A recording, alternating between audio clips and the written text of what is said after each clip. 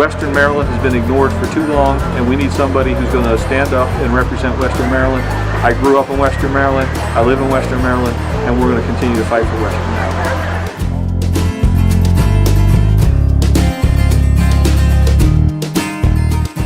I think it's important that we have somebody that actually lives in the 6th District to represent the 6th District. We also have a real concern here in Garrett County about jobs. People need a way to earn an income.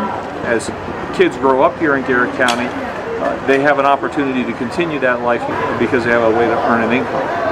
I strongly support Medicare for All, which is already submitted as a bill. We need to build on that which is working, take Medicare, expand it to cover everybody. When you don't have health care, you wind up going to the emergency room, you get the most expensive care, and if you can't pay for it, it gets shifted to somebody else. So we're already paying for the care. We might as well deliver that care in the most cost-effective manner possible. When it comes to opioids, which are a growing problem, not just here in Garrett County, but everywhere, we need to make sure that while we treat patients' pain properly, that we hold doctors accountable to ensure that when they get done treating that patient for their pain, they make sure that they step them down off of that medication, because they are forced to switch to street drugs because they haven't been stepped down, they haven't gotten the necessary treatment to complete that treatment. That's what we need to do to stop that problem from growing.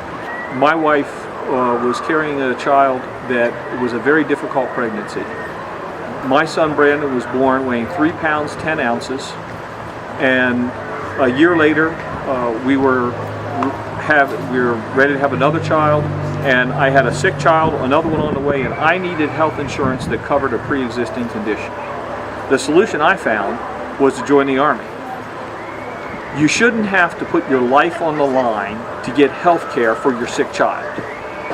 I fought to defend our democracy for 20 years in uniform. I'll fight to defend our democracy in Congress, and I will be the only person running for this office who has experience doing counterintelligence operations against the Russians. So the current administration's policy of cutting foreign aid, cutting the State Department, is wrong. If you want to have a strong defense, you need to have a strong foreign policy that stands up on all fronts. Long-term victory has to come through diplomacy. And I'm one of the people that understands that. I've lived it. And I spent the last 4 years working as the Director of Operations for a green energy research company, because I know climate change is real, and I know that has a real impact, particularly in places like Garrett County that depend on agriculture, that depend on our water for Deep Creek Lake and the recreational facilities that we have here, because I believe you actually need to find solutions that are going to make a difference. And we have new materials that didn't exist 4 years ago that can be used for supercapacitors, advanced batteries, as well as solar panels. These are the sorts of things that we need to do if we want to make a difference and affect climate change. When I came back home to Maryland, I found that I was so frustrated I had to get involved politically.